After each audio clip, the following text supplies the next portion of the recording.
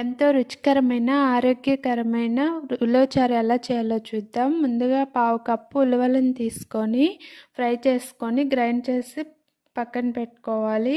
అందులో మసాలా పొడి కోసం 2 టీ స్పూన్ల ధనియాలు, హాఫ్ టీ స్పూన్ జీలకర్ర, పావు టీ స్పూన్ మెంతులు, కొంచెం ఎండు కొబ్బరి, కారంకి సరిపడా 4, 5 ఎండుమిర్చి, కొంచెం అల్లం, 4, 5 వెల్లుల్లి రెబ్బలు వేసుకొని ఈ విధంగా గ్రైండ్ చేసుకోవాలి.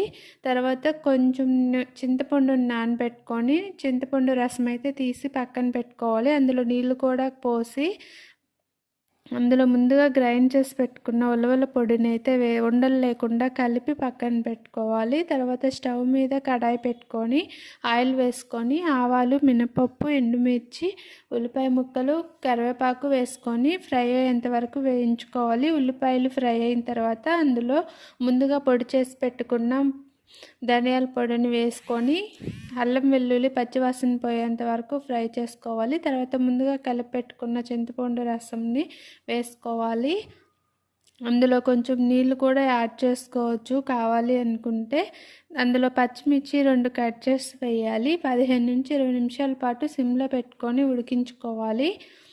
అది ఉడికిన తర్వాత అందులో కొంచెం బెల్లం వేసుకోవాలి.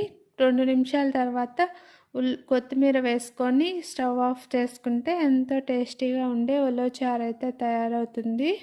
ఈ వీడియో నచ్చితే లైక్ చేయండి, కామెంట్ చేసేయండి. Thanks for watching.